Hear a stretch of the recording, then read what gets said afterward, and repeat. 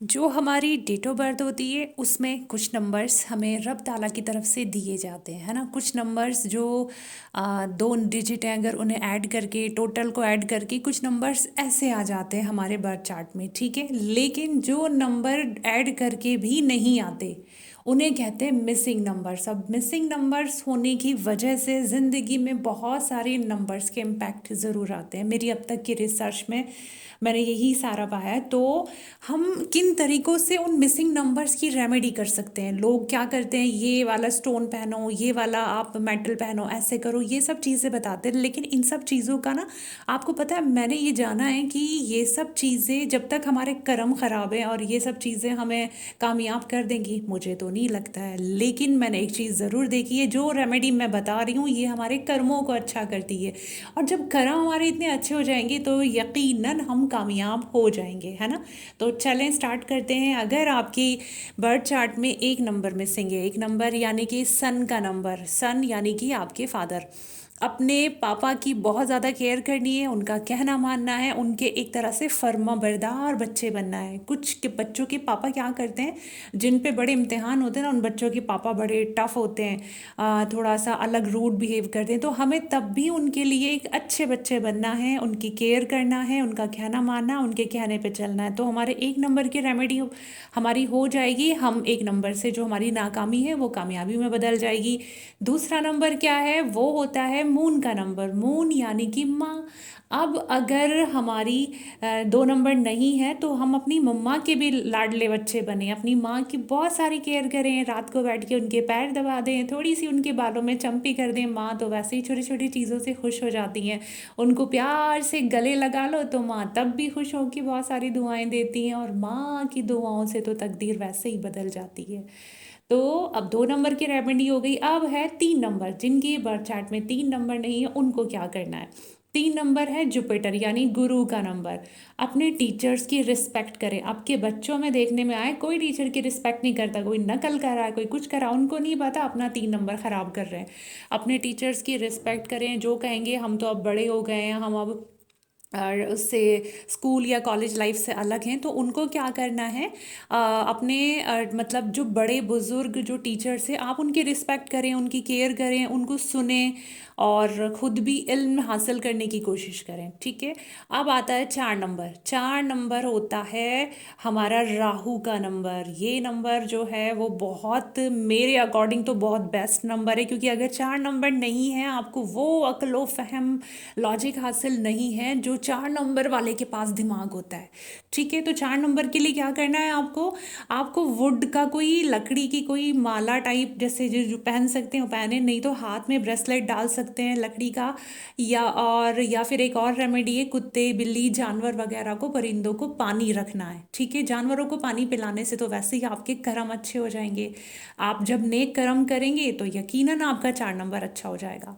अब है पाँच नंबर, ठीक है। पाँच नंबर है बुध का नंबर, यानी अगर आपका पाँच नंबर खराब है तो समझ लो बहुत कुछ खराब हो गया, क्योंकि पाँच नंबर लोशो ग्रिड के बिल्कुल मीडियम में आता है, बिल्कुल बीच में आता है, यानी कि ये बैलेंस का नंबर है।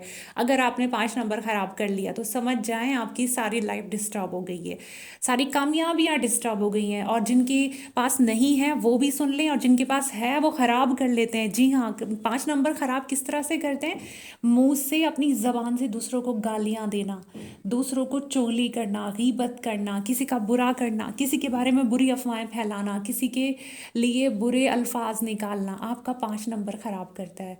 आप अपने मुंह से अच्छी वाणी बोलिए ना, ऐसा बोलिए जो दूसरों का भला करे, ऐसा बोलिए ना जो लोगों के लिए फ़ायदे का सबब बने, ऐसा बोलिए जिससे दूसरों की इज्जत बढ़े। अपने आप को ऐसा कर लो ना, आपकी दूसरों के लिए अच्छा सोचने वाले, दूसरों के लिए अच्छा करने वाले, आप दूसरों के लिए अच्छा करने वाले बनेंगे तो आपके कर्म खुद ब खुद अच्छे हो जाएंगे। ये पूरा जो यूनिवर्स है आपके लिए खुद ब खुद अच्छा कर देगा। अब आता है छः नंबर। छः नंबर है शुक्र का, वीनस का नंबर, लग्जरी का नंबर, पैसे का नंबर, यानी कि प्यार, पैसा, दौलत, सब चीज़ें इस नंबर में, बहुत सारी चीज़ें हैं। यही नंबर अगर नहीं है और ख़राब है तो क्या होगा, पैसे से परेशान, प्यार, मोहब्बत, शादी, झगड़े, ये सारी चीज़ें आएंगी। तो उसको ठीक करने के लिए क्या करना है, एक तो आपको वॉच पहननी है, उसमें अपने हाथ में वॉच पहननी है मेटल की, और जिसमें कि उसका जो अंदर का जो होगा वो आपका गोल्डन मेटल का हो, ठीक है। और साथ में आपको हर फ्राइडे को सफ़ेद चीज़ का दान करना है, यानी कि चीनी, चावल, आटा या फिर दूध, कुछ भी आप गरीबों को दे सकते हैं। परिंदों को चावल डालिए, चींटियों को चीनी डालिए। कहते हैं ना, सदका तो बलाओं को भी टाल देता है।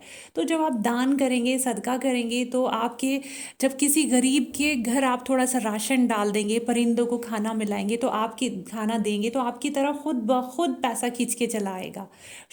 पैसा, मोहब्बत, प्यार, सब कुछ आपका ठीक हो जाएगा, ठीक है। अब है 7 नंबर। 7 नंबर है राहु केतु का नंबर। केतु का नंबर यानी कि सर नहीं है, सिर्फ नीचे का हिस्सा है। तो क्या है, केतु का दो रूप होते हैं अलग, यानी कि वो कुछ सोचता कुछ है, करता कुछ है। अपना 7 नंबर ठीक करने के लिए अपने रब ताला से जुड़िए, अपने परमात्मा से जुड़िए, तो आपको क्या है ना, सही विजन अता होगा।